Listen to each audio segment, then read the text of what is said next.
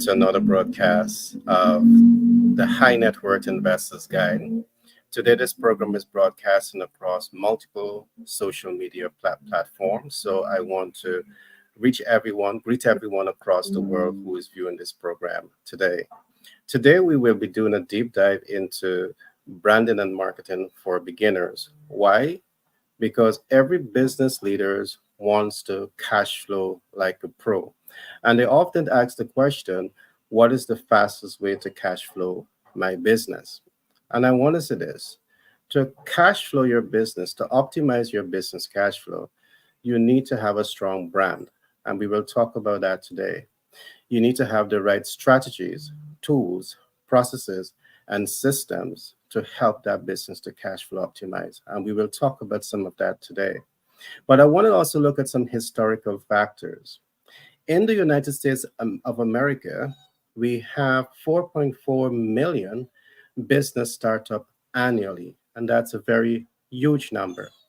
But this is the reality behind these business startup. We see 20.8% of business startup fail every year. We see 40% fail by the second year, and we also see 49.9% of business startup that fail by the third year. Now, those businesses are failing for the simple reason that you don't have a strong brand. Perhaps you also don't have the right strategy, tools, processes, and systems. So today we will do a deep dive into this body of knowledge so as to ensure our viewers across the world, so when you're starting a business and you want to figure out the fastest way to cash flow your business, we're going to give you some nuggets to help you to do that. Now, this program comes to you with the kind compliments of the Bestseller Portal. I encourage you to go to the bestsellerportal.org to see what we are doing at the bestsellerportal.org and how you can benefit from those programs. Now, to join me in today's program, I have a number of dynamic personalities. So before I bring them on, I want you to call a friend and tell a friend. We have one guy who worked with Fortune 500 companies. We have financial experts in the house who's going to tell you how to get the bag. We have experts in the house that's going to talk to you about the importance of master planning. And we have other experts that will talk to you about the importance of digital marketing. So if you're in business or you know a friend who's in business and you want to help them to get some hacks here today, I want you to encourage you to call that friend and tell that friend that we are on. So without further delay, I will now bring my team of expert on stage. I have with me, this is Grant. Grant is a Fortune 500 business where he represents Fortune 500 companies.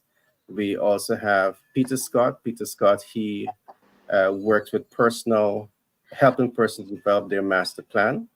We also have Paul. Paul is an expert in finance, and he's the kind of person that helps you to access the much needed capital to grow and scale. And last but not least, we have a young giant in the house, and his name is Andrew, and he's a specialist in digital marketing. So I must say it's a pleasure to have each and every one of you here today as we do that deep dive into branding and marketing for beginners. Now, I just want to lay some groundwork into today's program. I believe that the success of every business rise and fall on five important concepts. And I'm going to quickly just go through them. One of the things that we see is that many businesses get started and they ask the question, what is the fastest way to cash flow their business? And I think they ask that question perhaps divorced from understanding all the factors to really move that business into cash flow. One of the first thing that we advise, any rising star in business to look at is to identify large target markets or viable target markets. So if you ask in the fastest way to cash flow, you want to ask yourself, what are large target markets and viable target markets? This means that you need to take the time to understand your target market, take the time to understand the market size, and the market viability. The next question I want you to ask yourself is what common challenges these large groups may have. Now, to do this, you need intelligence, you need data. And when you are able to identify common challenges that businesses are faced with, you are now better placed to identify what are the business's urgent needs and what are their immediate needs and their ability to pay for your products and services. So those are two basic concepts. As I go into today's program, I will help you to understand the other three. So if you're here and you want to know the other three hacks that can help you to cash flow that business the fastest way, I encourage you to stay with us and to the end. Now, the first question that I want to put out to my panelists has to do with branding and the organization chart. And let me explain. Very often, there's a misunderstanding about what branding is. Sometimes people say it's the logo. Sometimes people say it's the letterhead. And sometimes people say it's, a range of different things. But to help beginners to really understand the nature of branding, I had to bring in the organization chart. And let me say this, when you look at an organization chart, you're seeing the organization by department heads. And one of the questions you want to ask yourself is, do my department heads truly understand the image that I want to portray? Do they really understand how I want to be known? How do I want to be liked? And how do I want to be trusted? Branding and marketing is not just about a logo. It's not just about your letterhead. It's also about the organization chart. Every single department within the organization must have a clear interpretation of what the brand represents, and they must be able to conduct the affairs of the organization in keeping with that corporate image that you want to portray to the public. So that's a simple way to explain it. And in conclusion, this is what I want to say. Your sales department must understand the push and pull factors of sale and how to use it to achieve that know, like, and trust. The HR department must be compliant with the brand image that you want to portray.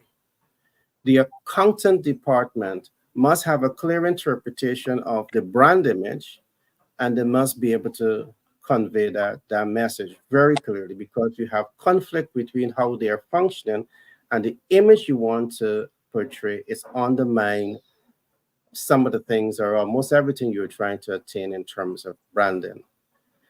The same applies to public relation and the entire ecosystem of that business. So I just said all of this to lay that foundation to really help beginners to begin to get a picture in terms of what branding is. It's not one thing, it's the entire business ecosystem. So I want to open up now for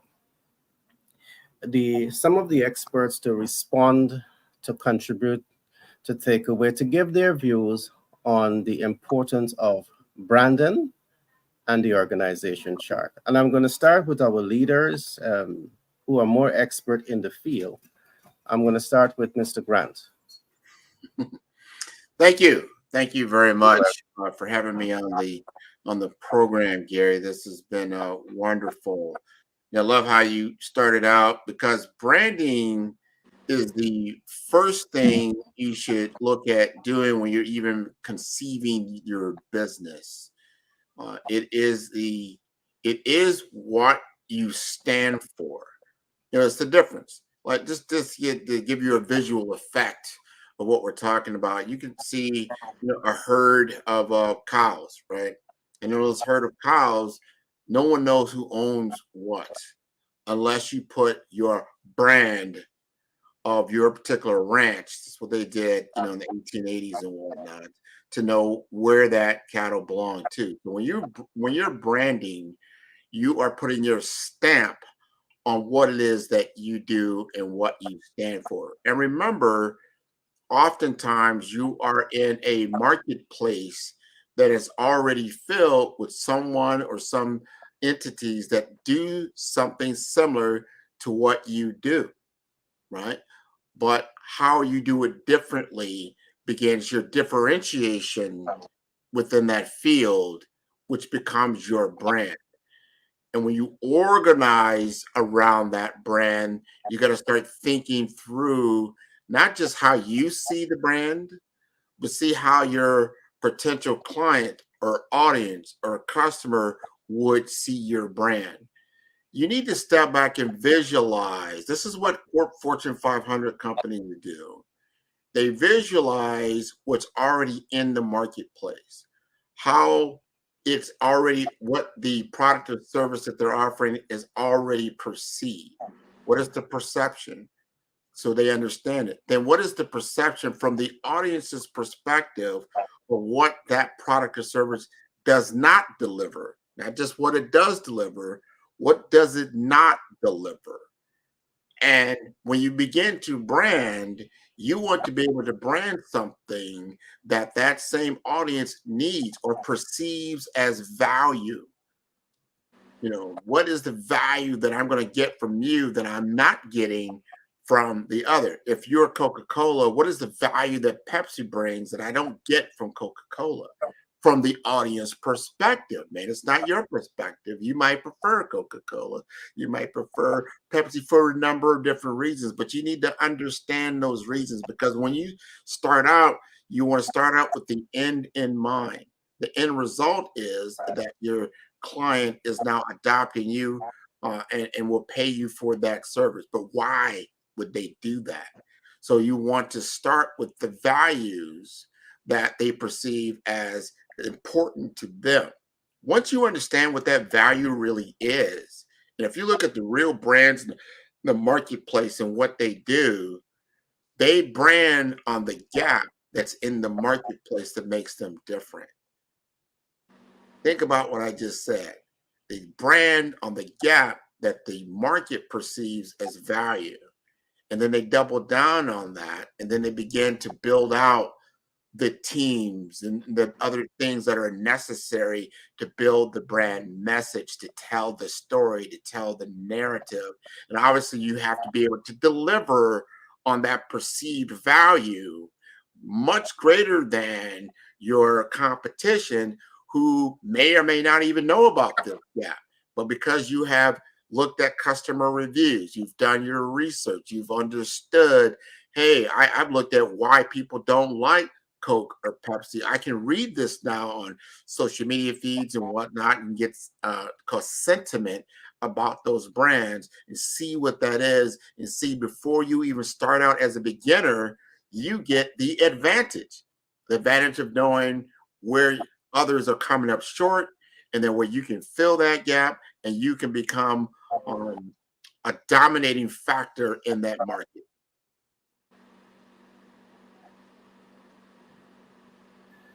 Thanks for that share, Grant. And you've said so much. I love the point that you've made. Um, Great brands can be built by doing that research and identifying gaps. Gaps can become a niche market that you're going into, and you build your brand around that. And that really emphasized the importance of collecting sensitive data, analyzing sensitive data, applying sensitive data, and mitigating it, because in the absence of this, you really can figure out what is market gaps and what market needs, so as to capitalize on that as a unique way of entering the market and fulfilling a need that is unmet, that it may be a viable market to satisfy. So I really love what you would have said. I now want to come to Andrew, and I want to pose the same question to you. How do you see branding being relevant to the ecosystem of the organization, the entire ecosystem of the organization? Yeah, well, I think branding has a very correlation with that saying, never judge a book by its cover. The first impression is the best impression. And I think if you can set the tone with branding correctly, you can successfully be qualified to say the first impression of that company was the best impression I've got. I think that's one. Secondly, branding has a couple components to it, right? We have what we call a personal brand, we have what we call what a business brand is, and those two types of branding have its own place and its own time to be at. So I think there's a lot of leverage if you can build, especially now that we're getting into 2024 and people are starting to connect more online. That personal brand part is especially huge because it could just be simply a business model on its own while you have your other business you're trying to market, right? Because if people can find you as an influencer, not only are you bringing attention to you, but you're also bringing attention to your company, and you're doing it half the effort now. I think if you can also build a strong brand, sales process becomes so much easier because if people know who's behind it, there's not that much you have to talk about because everyone knows what they're getting from you, right? That's one. And then I feel like the negotiation, all of that, when you're about to sign on someone is also a lot easier because they give you control now because they see how you're branding yourself out there, whether that's a luxury brand, whether that's a much more richer or darker brand. Whatever the case is, the impression I think is a lot more easier to set the tone when you start with branding. Otherwise, nobody knows what the business is. It's very hard to identify if this is a trustworthy business that they can work with or if this is a trustworthy product that they could buy. I always like to refer this to a couple of examples. If you think about Ferrari, what is the first color that comes to our mind? Red, right? It didn't come out of nowhere. It was always red. And for the fact that when we think about Ferrari, what else do we think? Rich people buy it. It's a rich product. So if you can define the brand first, I think it's your ideal way to get more quality in terms of who you would like to work with. Because if there is no defined branding, everyone will come to you, and I know businesses don't want everyone. Businesses want this particular audience that they're looking for, right? So this makes everything else easier. Sales process is easier, negotiation is easier, signing the client is easier. So branding would be the start to the spark, is what I also like to say.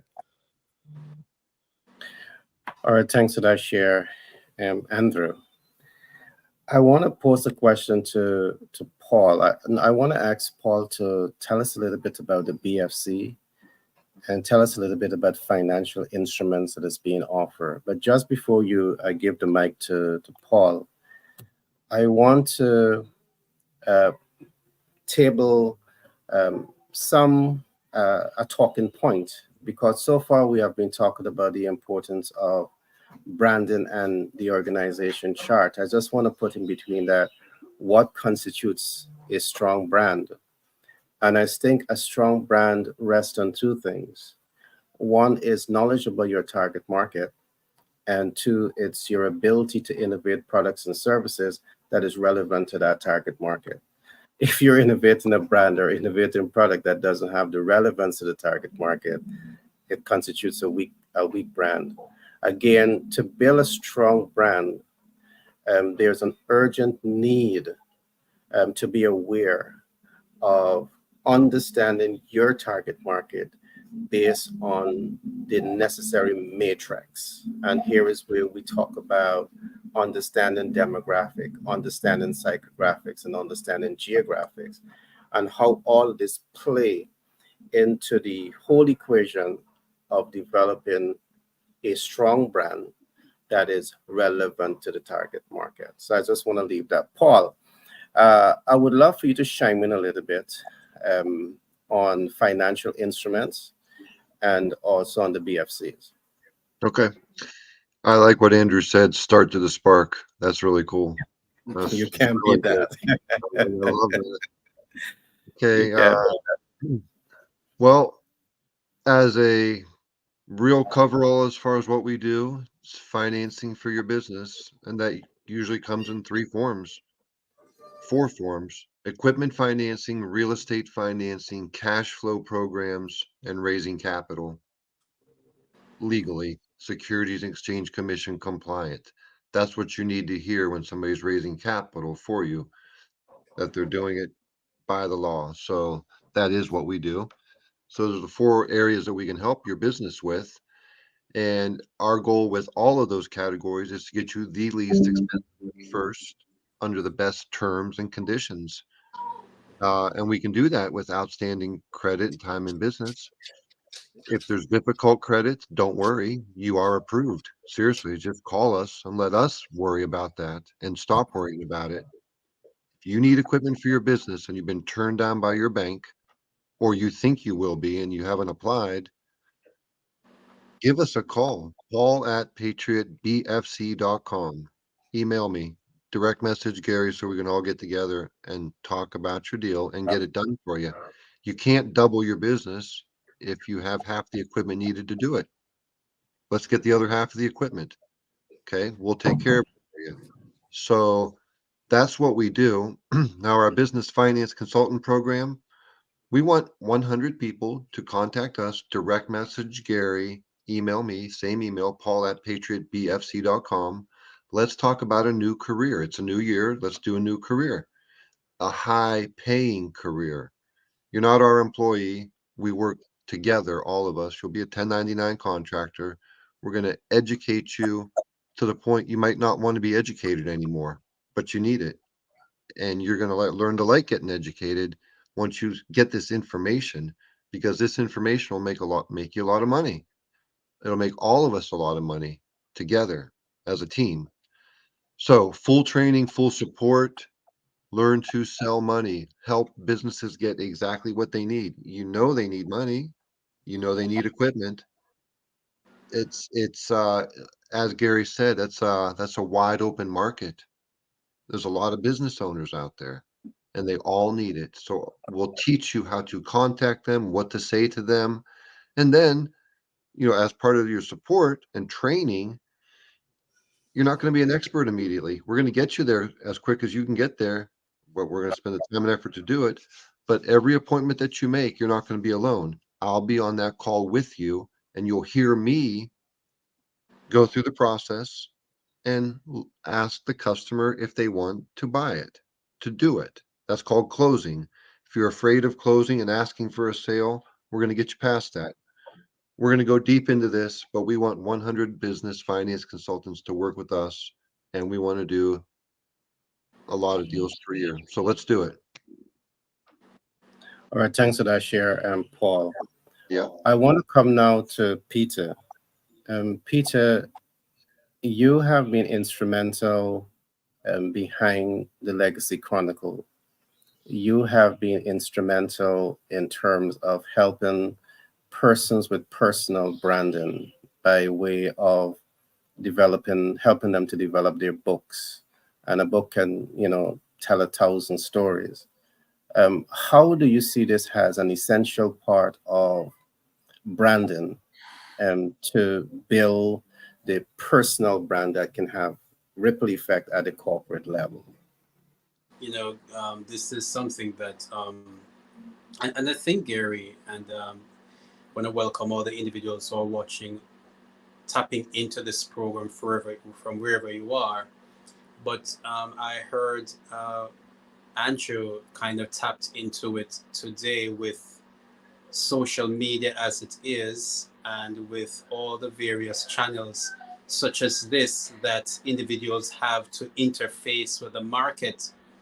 What we do find is that the individuals, there is a very thin line between personal branding, what an individual does, and what a corporation does, because the playing field has been leveled so much where the small individual in his space, big corporations also has to be thinking about personal branding as well, and how they project themselves in the marketplace, because nobody wants to do business with a cold entity. They want to feel some kind of a personality.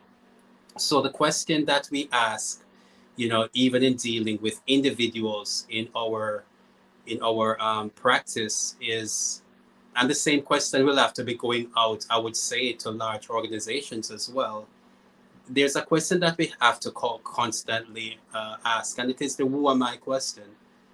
We communicate with individuals because the first place that the branding must be effective, because if we haven't got that message, if we haven't, as was mentioned earlier, I think it was Grant that mentioned where the cattles are concerned and the cattles let go out in the field. Once those cattles get mixed up, then how are you going to find out which one is yours?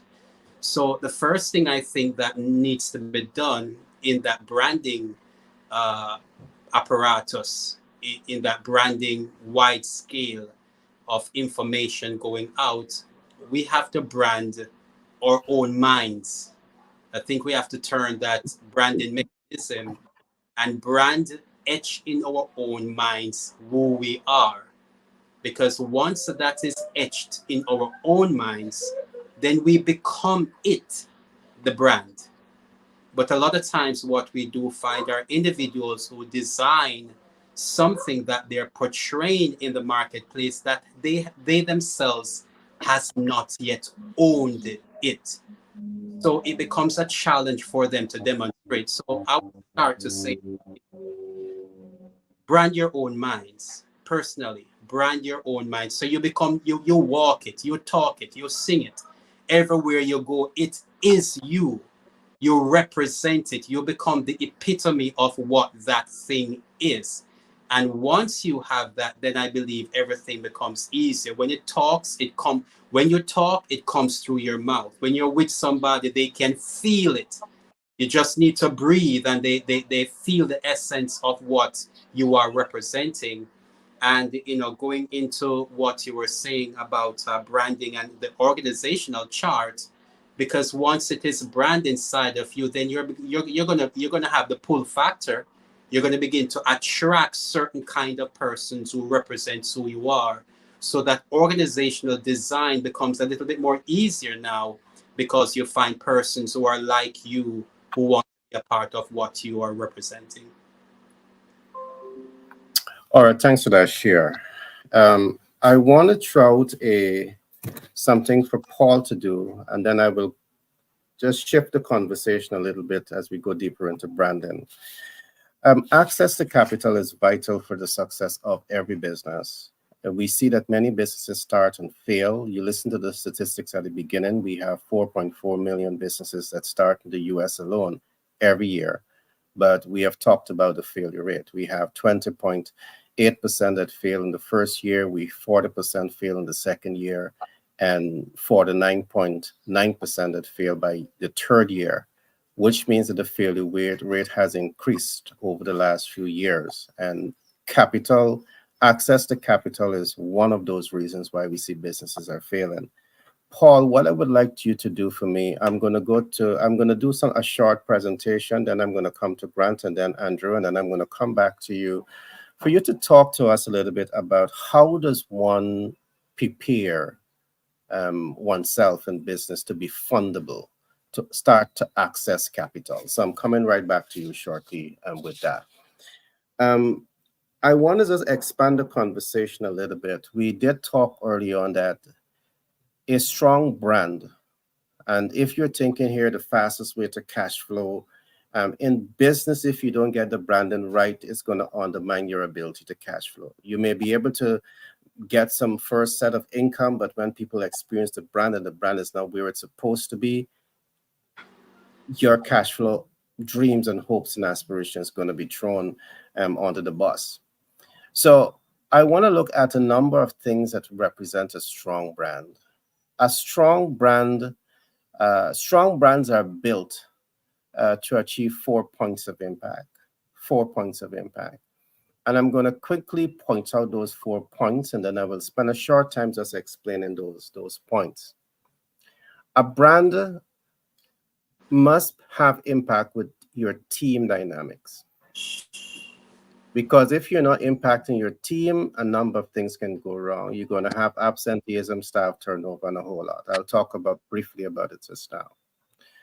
A strong brand is designed to impact the target market. A strong brand is built to impact the public. And a strong brand is built to impact the business cash flow. I'll briefly go through them. Today, we are merely doing a high-level overview.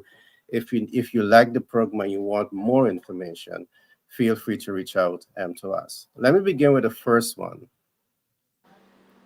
How to impact your team? You must be asking yourself. Your brand must be built to impact your team dynamics. Now, you cannot impact what you do not understand, first of all. All right? You cannot impact what you do not understand. So this keeps bringing me back to data. You as the leader, and this is where the organization chart comes in. The HR need to spend as much time understanding the team and ensuring that the more they understand the team, the more they're aligned in the corporate structure, the corporate culture, the brand target to impact the team. To really understand your team, you have to bring in demographic data. People vary based on all of these things: demographic, psychographic, geographic. I know these are high terms, and later on we will go deeper into all of this for you to understand. You must also be asking yourself how to nurture highly motivated team players. The brand must be, you must be asking yourself all of this in the brand. Why you want to do this? Because it will help you to reduce absenteeism and staff turnover, and it will help you to increase productivity and profitability of the organization. When you impact your team, all of this is what's going to happen. So we are not saying branding and just do branding in isolation of how it's going to help the business to be sustainable.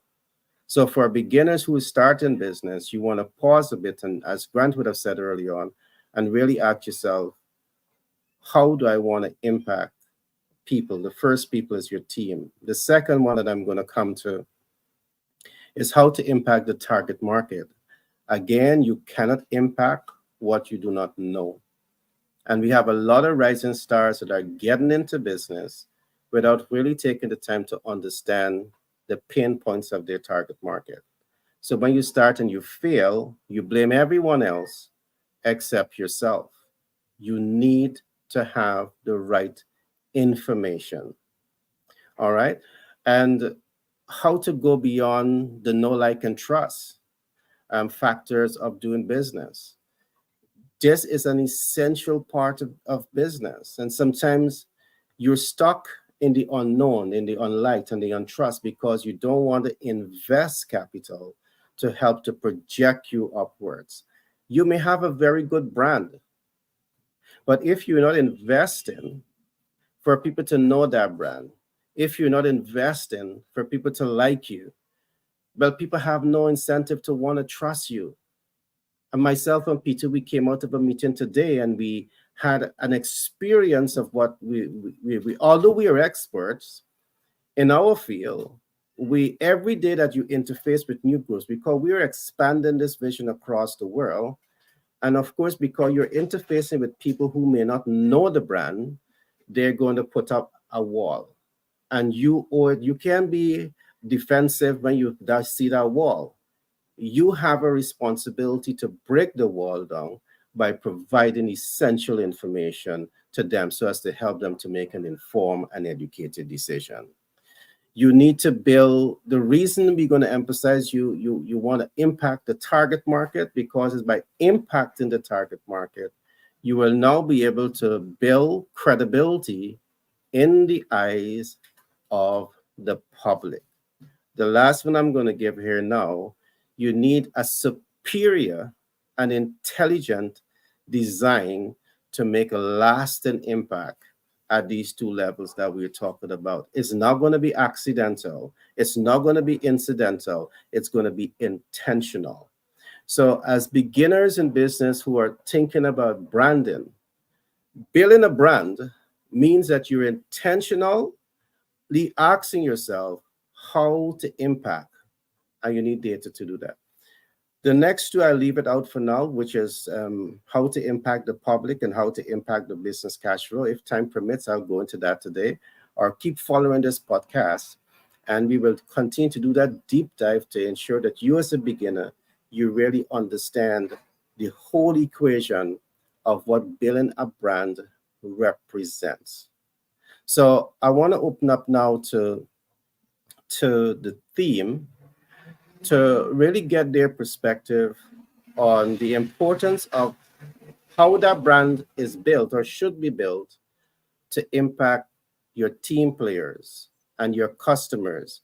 And if it is not built to achieve impact here, what are some of the negative effects that can happen? Grant? Well, again, you're talking about the very beginning, and not just the beginning of your. It depends on if any new initiative that you're taking has to be placed within a framework of understanding.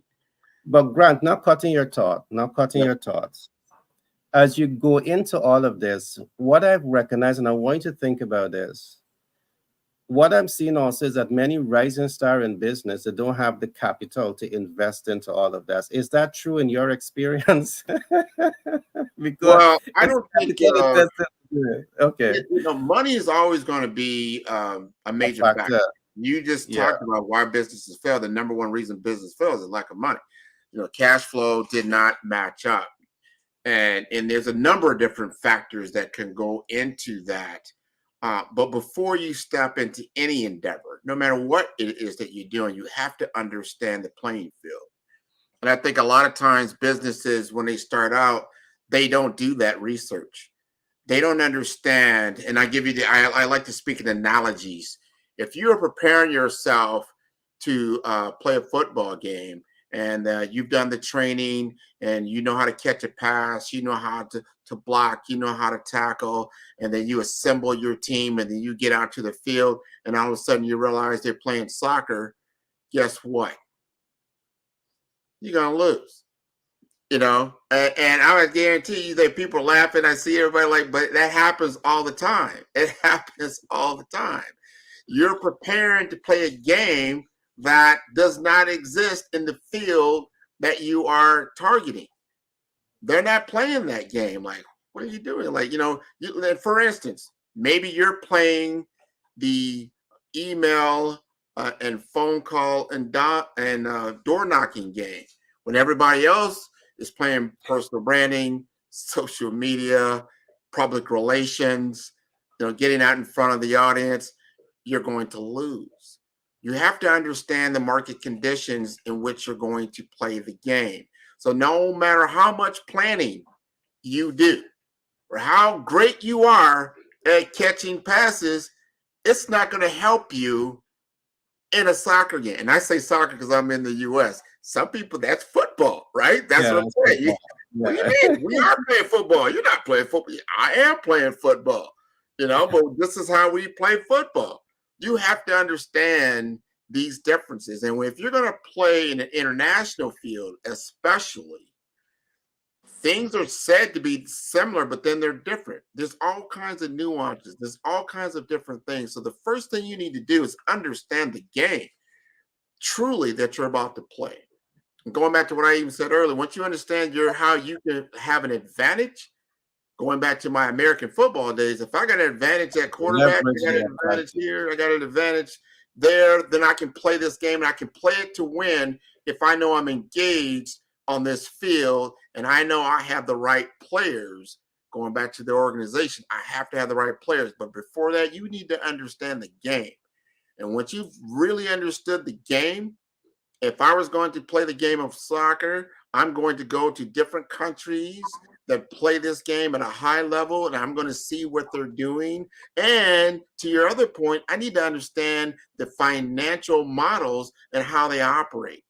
It's not just the player salaries, it's the stadium, it's the training cost, it's everything that goes into producing that particular product or service on the field. I need to understand all of it, not some of it. And that is another key factor that people lose. Let's say, for instance, I want to make six figures.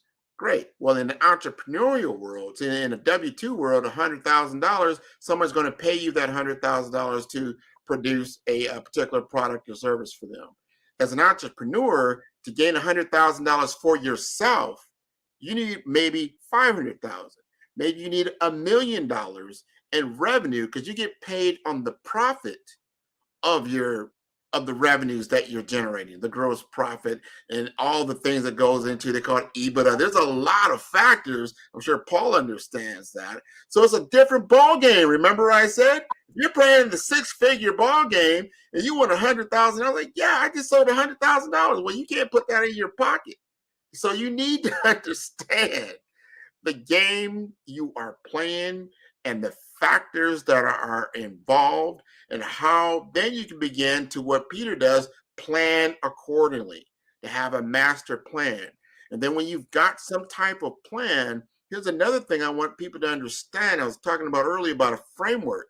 I work through a framework. I work through brand identity. I need to understand and identify who and what I am doing. Then I need to do the research around that. I need to understand the market conditions around that.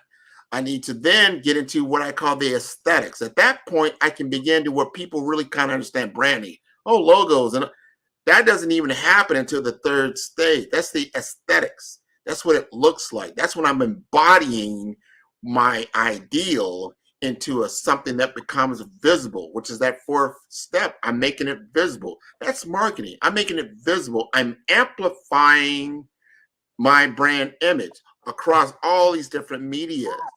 And then I get into engagement, I get into execution, and I get into actually studying it. Am I on the right course as far as my metrics? Because if once I get into engagement and I'm out on the field and I'm playing the game, if I've got to make adjustments, I need to be able to do that. And I need to see at what level within what I just talked about, which I call the brave framework. And you got to be brave to be in business.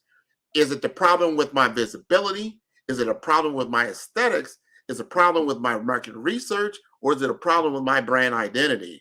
All of those are important. And then you can begin to make adjustments within your organizational structure, if that's the case, to be more effective. All right, thanks for that share, my friend. Andrew, what is your take on what we have just looked at? And there's only correct points that are being tossed around here. I think all of that there's no disagreement with anything. I also, I mean, like the whole idea of the outreach of what Grant was saying, how you have to play the game in which most people are in the field. I do agree, and I do think that that's very, like matching for most industries. I think there's also, there's still certain industry, I think that they have that old school network and they have the modern network, and obviously not. I mean, I want as much business as I can, so I wouldn't probably neglect the old school network entirely unless they're on a whole nother ecosystem of their own thinking, which then obviously it's not smart, right?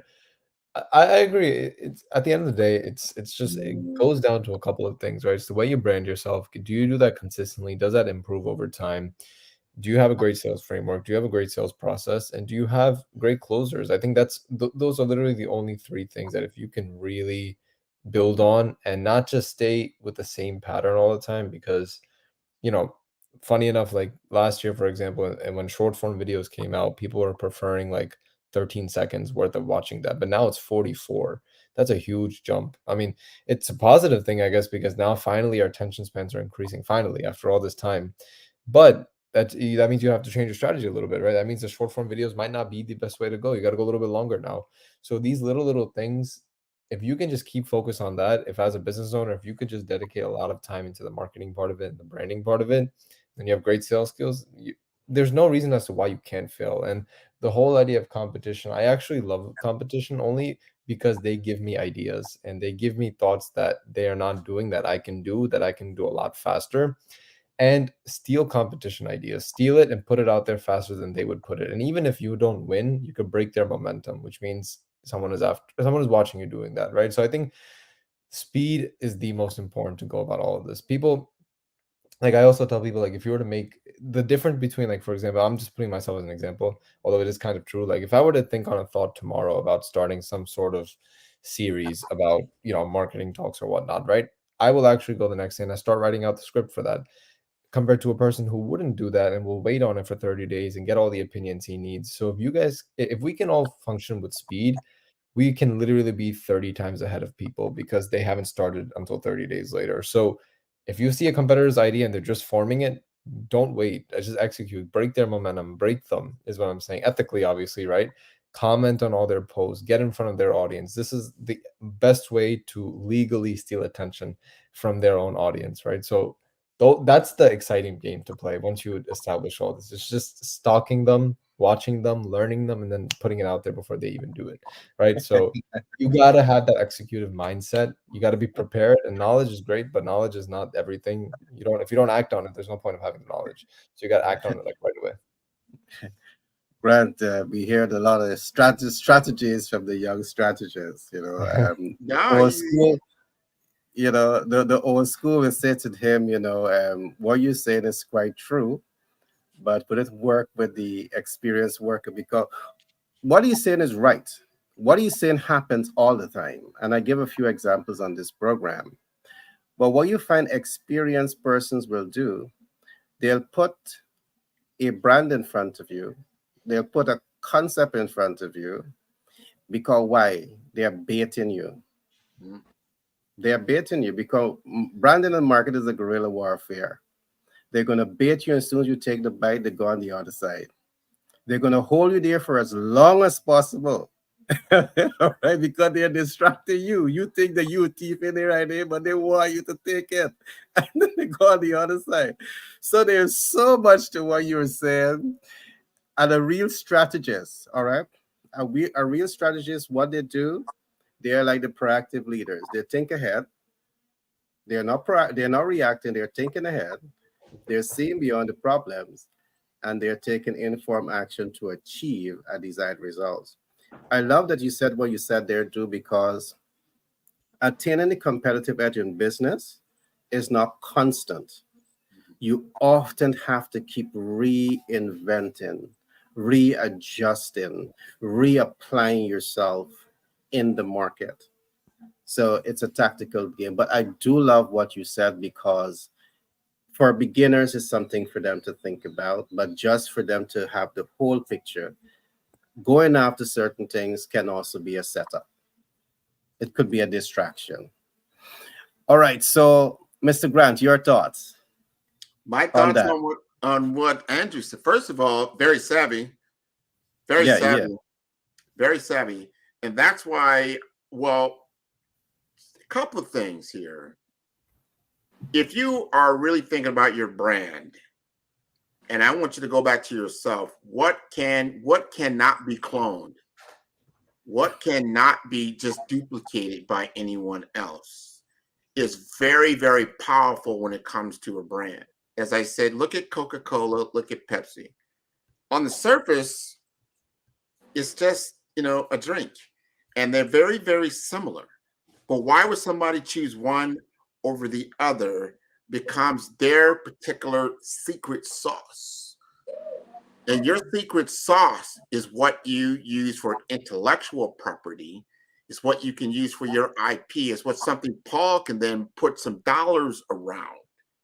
That's not easily, duplicated because it can't be just, you're copyrighted. So once you get an idea that's so powerful, that has impact, that has value, that legally you own it. We get back to ownership in your brand perspective. It's not something that easily can be done. Even though all of us copy, like, well, you know what? Facebook did it like this, and then they did this, and look what Google is doing. And that's really a kind of flattery when you copy somebody else. Like, wow, you know what? I put that out there, now they're doing it. But they can never, what I would say it like this, they can never completely duplicate what you're doing, With the especially if you're original. doing it at a high level. And you're more than just, remember, marketing. And you have to understand what he was talking about is it's a difference between branding and marketing. It's a difference between branding and marketing. Marketing is the amplification of your brand. Right now, we are marketing the brand that we're talking about. Marketing is getting it out in social media, getting it out in email, getting it out in a number of different ways. That's marketing. Branding is the beginning, the whole thought and idea of what you're setting in motion. And just remember what Andrew just said. If it's not copyrighted, if it's not legally, then it can be repurposed for a number of different ways. And sometimes it's good or bad. It doesn't matter. But if they associate you with that original thought, great. Amplify it. Take it. Steal it. Keep amplifying it because everybody knows I started it. I'm the originator of that particular brand.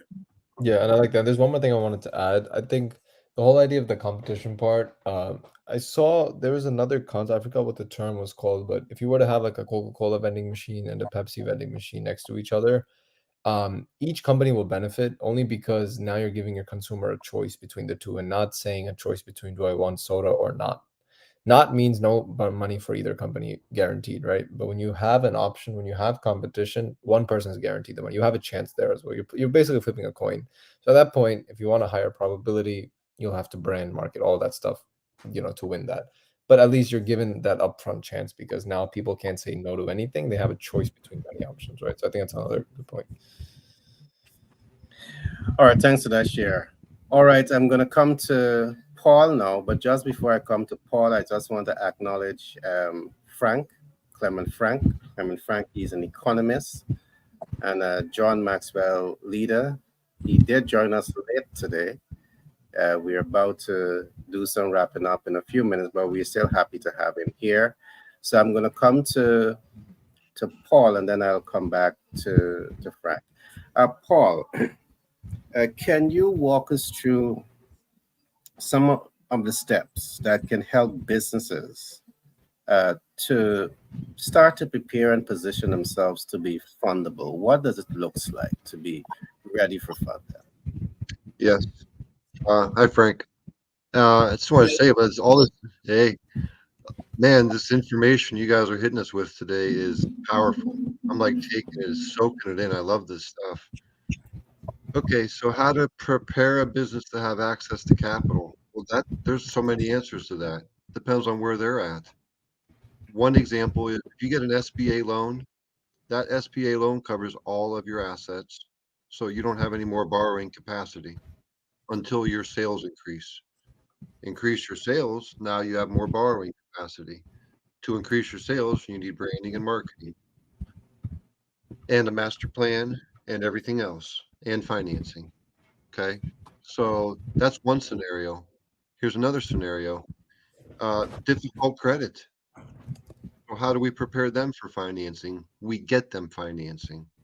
Example would be, I always use the easiest examples. You got a construction company owner. He knows he can increase his business drastically, but he needs more dump trucks and a couple more backhoes. He just needs it to do the extra work. But he's got difficult credit. He just doesn't think he can get approved. Well, you can get approved. It's a hard pill to swallow, but you also got to put money down. That might be 15%. That might be 30%. But you have to take that step in order to, you got to pop the hood on the car to put the wrenches on the engine. Well, you got to get financing to start repairing the credit, make the payments on time. 18 months later, 2 years later, you're gold, but you have to do that. So that is a scenario how we would prepare a business for financing. And then there's other scenarios like growth capital. You're maxed out. Like I said, you got all assets for your business are spoken for. You can't go to the bank and borrow any more money because your assets won't cover it. You're doing good. You got strong financials. It's just now banks won't lend you money because you don't have the assets to cover it. Even though you know sales are going to increase, you got the growth plan, everything's locked and it's well researched and it's there. Because some things are certain, nothing's certain, but some things are 95%. In that case, there's something called growth capital. And how do we prepare them for it? We tell them about it because they don't know about it. So I don't even have to prepare them. They've already got the strong financials. All I have to do to prepare them is to tell them the information and let them know that that's the step that they can take. So growth capital exists. If anybody that needs growth capital, you have strong financials, but you can't borrow any more from your bank. DM Gary, Paul at patriotbfc.com. Okay. I could keep going on because there's a bunch of scenarios, but every scenario is different. And all we have to do is hear the story to know how to help them. It's not rocket science. It's simple, basic information that anybody can understand when explained the right way. All right, thanks for that here, Paul. I just want to add a few things to what Paul would have said.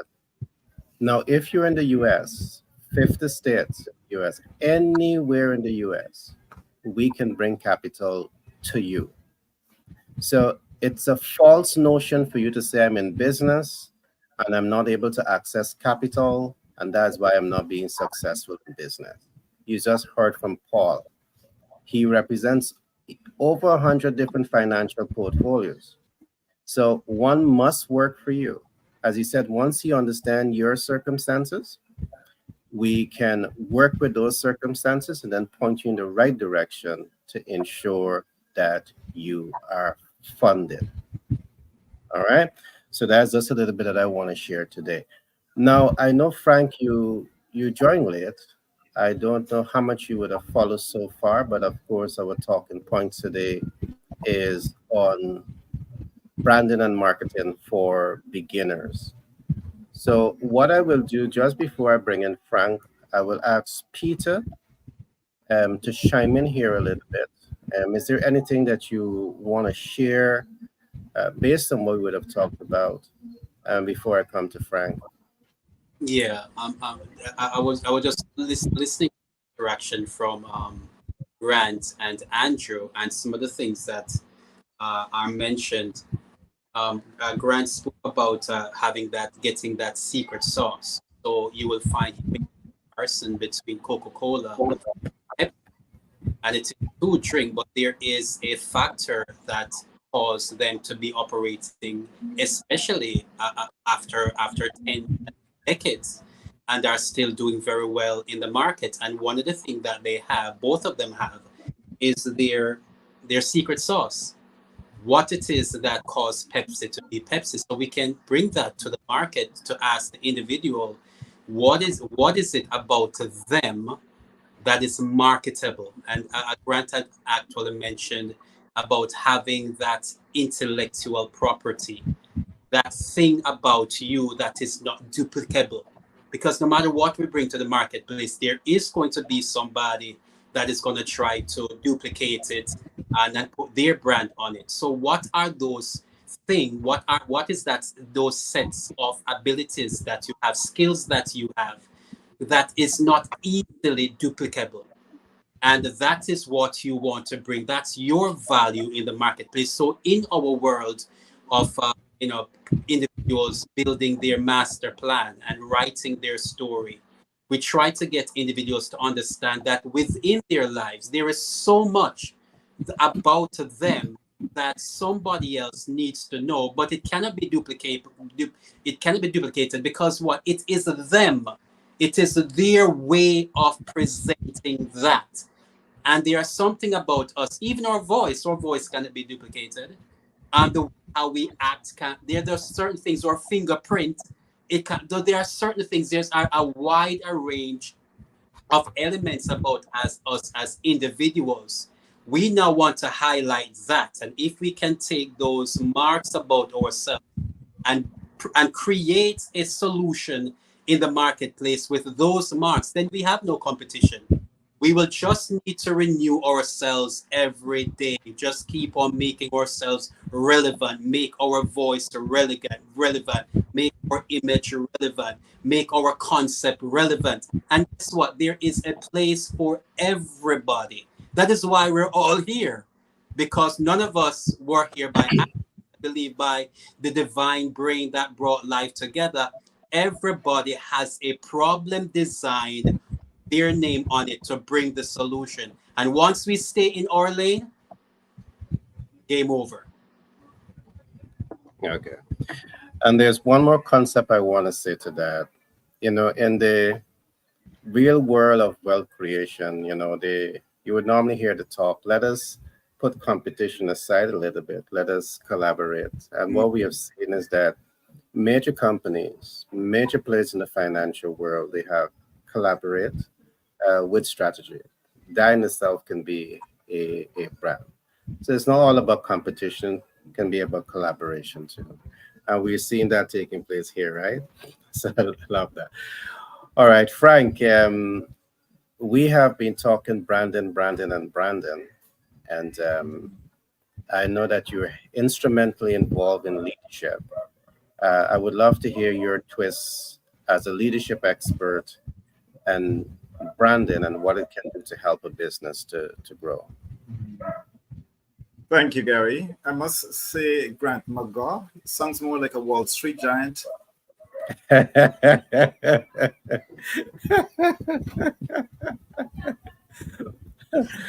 want to, because we're so close to the end, and I must apologize for the late thing because I had a lot of things going on from since this morning. But I decided I would not miss. But I want to look basically at a personal leadership brand because I'm all about leadership. And what you find is once you have a community of family and friends, you must have a reputation. And that reputation as a leader is your personal brand. Personal brand because it reflects what your priorities are, the values that you stand for, the offerings or promises that you consistently deliver, and how do you go about delivering them.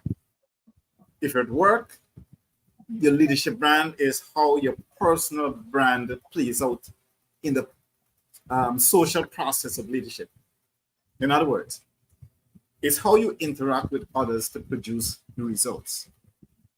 Now, while the sum of your previous interactions and experiences with other people may all be in the past, the personal leadership brand you aspire, whatever you're aspiring into, should guide you into the future. It's all about who you are and who you want to be. There's a lot more could be said about that, but for time, I'll allow it. All right, thanks for that share, Frank. What I'm going to do, I'm going to outline a couple of things very quickly, and then I will go around the room for closing remarks. So, Frank, you can probably incorporate some of the other things that you want to say into your closing remarks. Now, we do these programs not only because we have the time. We are very busy people, but what we want to do is to provide the support or provide that platform, where person, okay, Andrew, I'm going to come to you just now. We want to provide that platform where our listening audience is not only hearing the theory of what we are talking about, but to say to them that we have a very practical environment. We have Grant, we have Peter, we have a number of experts in our team. So when it comes to branding and marketing, it's not just the theory. We're actively involved in this. We have been in this for many, many years. So you may need an expert on your side to help you with public relation, marketing, project management, leadership. We have built out this ecosystem to help you to fast track your business development process. So I want to encourage you to reach out to us, DM me, and I would be happy to put you in contact with our team and ensure that you get the kind of information and support to move forward. Again, it's a fallacy if you're saying to yourself that you don't have access to capital, because Paul is here and the collective, we're able to fix your capital challenges. Paul is going to ensure that you get capital, regardless of if it's, what stage you are at business. But we will also expose you to our team dynamics, where you would not only get access to capital, you would learn the best financial instruments that you should be using based on the stage that you are in business. We will work with you to ensure that you understand smart way to leverage your capital, because the last thing you want is to access capital and it becomes a liability. And then we will talk to you about how to mitigate debt.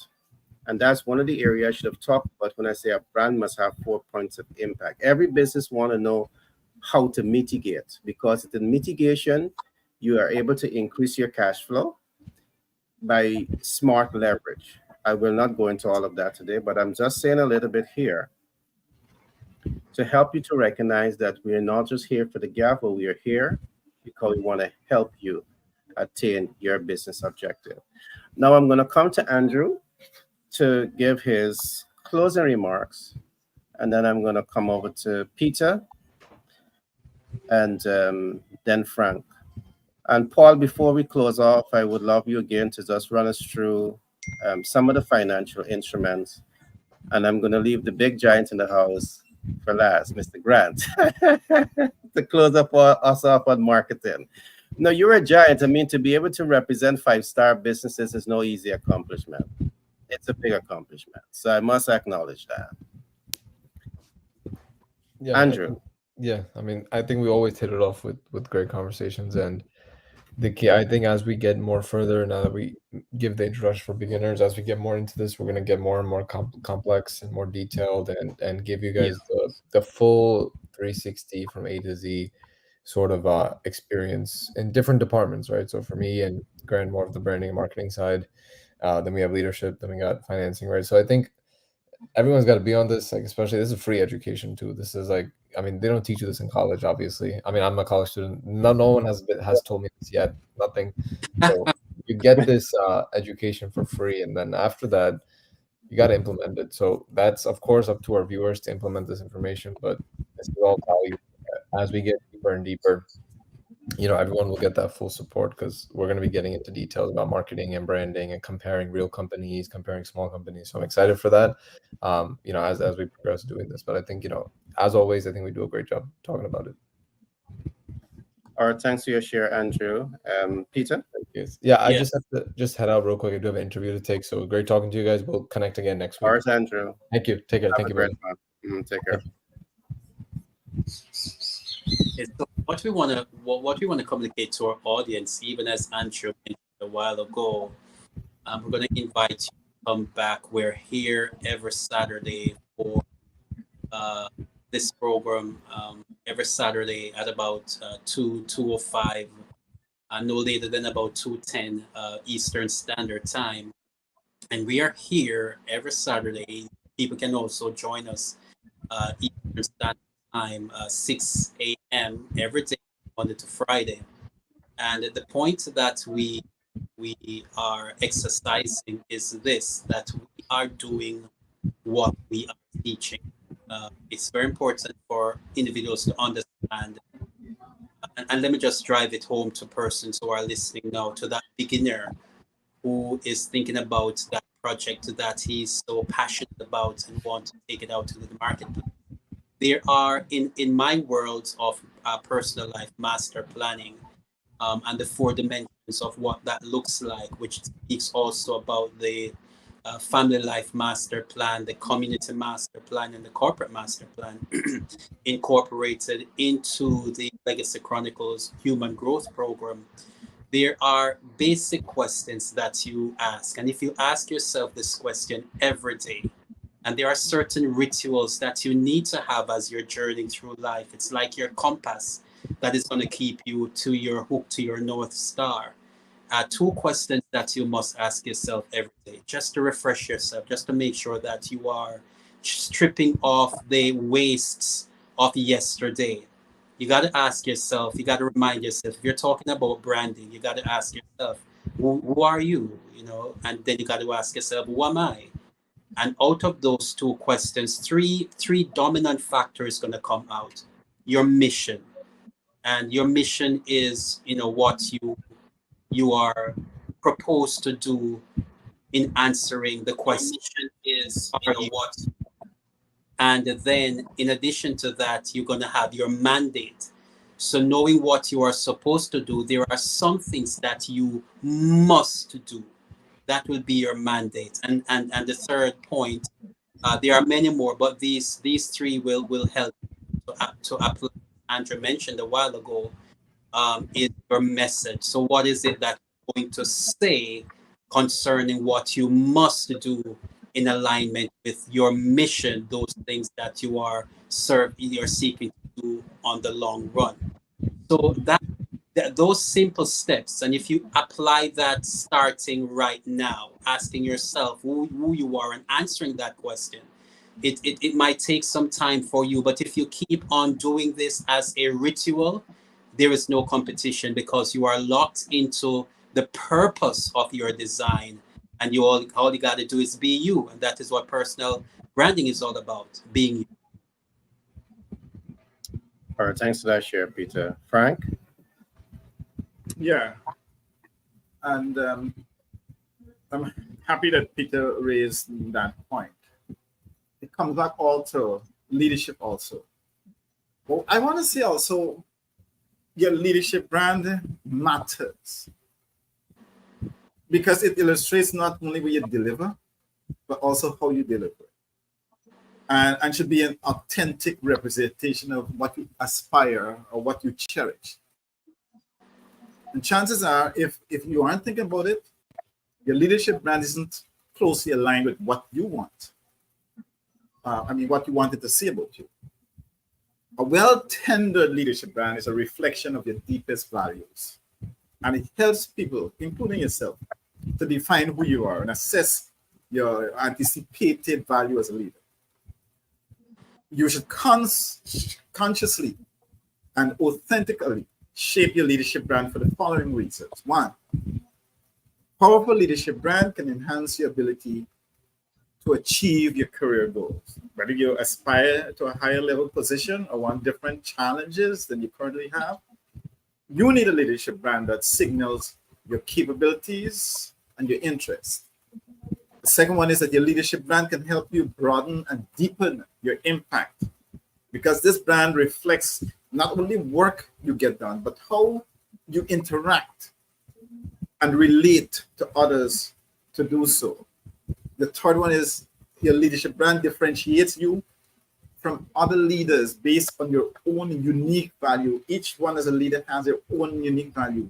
And when you have a clear leadership brand, people know what to expect from you versus others on the team. And maybe you're uniquely able to organize complex projects, mediate disagreements, or develop others. And finally, a fuzzy leadership brand, the one you don't want, will start your growth and keep you in roles where you don't thrive. So without a clear and well-communicated leadership brand, others, your colleagues, your team members, may be unaware of your capabilities, unaware of your value, unaware of the contributions that you make. That is why an authentic self-promotion is key, because you may end up working in a vacuum, unseen, unheard by your leader, by your key stakeholders, and even your colleagues. When you talk about promotions and interesting assignments, they might likely to pass you by and could even end up derailing your career. So it's important that you look at your leadership brand and what it entails. All right, thanks for that share, Frank. So as not to break the trend of thoughts, I'm going to come straight to Grant, and then I'm going to come to Paul. Grant, all to you. Well, thank you. I thank both gentlemen, also Andrew, for sharing. All these are relevant and salient points to take in, to ponder, and see where you stand. I want to make this statement when it comes to brand. A brand is not what you say about yourself. It is what others say about you. That is your brand. That is what your customer base is saying about you, because you may think you're one thing, but your customer base sees you as another. Truly to understand what that is and see if there is alignment between what you say your brand is and alignment with what your customer says your brand is so important, because I guarantee there's going to be some misalignment as you go along the journey of what that looks like. For instance, a good brand, especially a personal brand, is when you're not in the room, is what people are saying about you. And what is that? Are they saying you have integrity? Or they're saying you're a great collaborator? Or you're saying you're good at networking? Or you're saying, man, this guy's product and service are wonderful. That is your brand. That is your brand. And then you look at your messaging there, you're saying those similar things or you're not saying those things. Because there's one thing to sit there and say, I'm the best in the world. And probably 100% of brands say that. I guarantee you the 100% of your customer base is not saying that, right? And you need to understand that and listen to it, or you become like a Blockbuster. Blockbuster said they had the greatest, video empire in the world, and at one point they did, but they stopped listening. They stopped understanding what the customers and the customers saying, you know what, it's easier to get my movies and what I want to watch directly delivered to my home without leaving the house. It's easier. It's better. And Blockbuster said, hey, well, you can come out and have community. You can come out to our little stores and you can be right there. And this is how you're going to consume, this kind of entertainment. And they missed the ball because they weren't listening to what the customer base brand was saying and then what they were saying. It's just one stark example, but it happens every day. And if you really took a look at those numbers that Gary's talked about, why 50% of these businesses are going out of business, it's not saying they didn't have a brand. They did. Not saying they didn't have marketing. They did. But what was their customer base saying about their brand and their marketing? Or were they saying anything at all because they were non-existent? This is the most important measurement you need to take and make, because if you can truly understand what the customer base is saying about you and how they regard you and what the value is, then you can come back to people like a Paul and like, Paul, this is what my customer base is saying is valuable. This is what I'm delivering, and this is how we're going to make even more money. It becomes a much easier story to tell to a financial institution, and that's how I'll leave it. You've made a number of great points, Grant, and I love how you explain what branding is. It's not what you say it is, it's what the customer says it is. And I'm going to expand on that just a little bit just now. But I just want to quickly say this, because sometimes I do believe that when we hear this statement, you as the person who are the innovator behind the brand, sometimes you may say, hey, I got to excuse myself from being intentional in designing. It doesn't mean that you have to excuse yourself from being intentional. But as you be intentional, you have to be certain that the intention behind the brand is being clearly communicated to the audience and they are feeling exactly what you want to communicate. You still have to be in control of the process. And that brings me back to another point. In sales, there's just three aspects of sales that we talk about.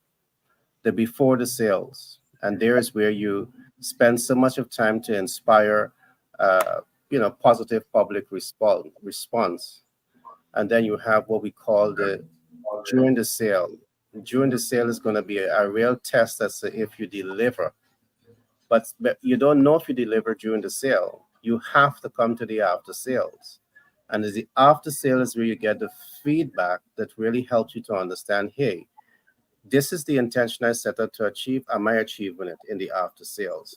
So I just wanted to bring this to the audience for the young person who are coming into branding, because they might say, okay, a 5-star, business representative say that it's not about me. I shouldn't be in control. That's not what he's saying. He's just saying that you have to, control the process well enough to ensure that you achieve the end results. So I just wanted to put that. It's cyclical. It's a cycle. It's a complete system, and you have to make adjustments. Because to your point, exactly, if what you're saying about your brand, but the brand experience is not aligned, you need to make adjustments. Exactly. Exactly. So I'm going to come to another giant in the house, and this is Paul, and he's the guy that is going to help me to get the money back. And I really like, coming to Paul because, I would talk the story. For many years, I struggled to raise capital to do a whole lot, and here is where businesses don't have to go through that struggle. We have simply reduced the struggle life cycle, because in our network, we have an expert that's going to talk to you about capital. Paul, all to you. Yes. Don't do the struggle snuggle. You don't want that snuggle. You got it. Okay. Well, my closing point would be very simple. I just hope and recommend that everybody listening to this information, as Andrew said, is free information that he doesn't hear in college. It's real life stuff from people who've done it. And so it's valuable.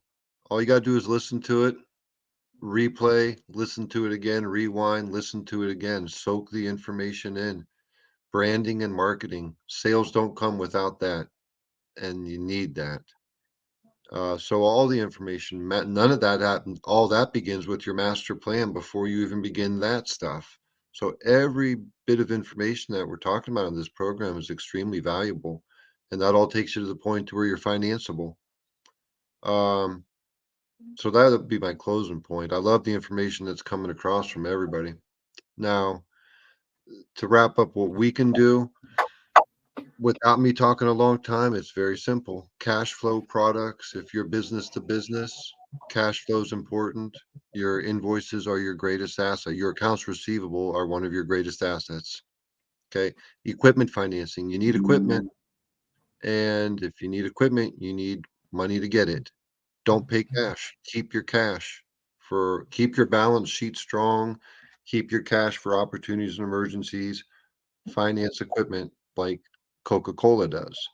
They don't pay cash. They're using best business practices for purposes. That's what we recommend that you do. Real estate financing and raising capital for large projects. If you are listening to this, or if you know anything about industrial hemp fiber, that's an industry that we love. So in anything industrial hemp fiber, and then growth capital for existing businesses with strong financials. Uh, if you can't get any more bank financing because you're tapped out, your assets won't allow more financing to happen. Well, there's an avenue that you can get that done. It exists. Don't think it doesn't. And business finance consultant program, we want to work with you. Inexperienced, no problem.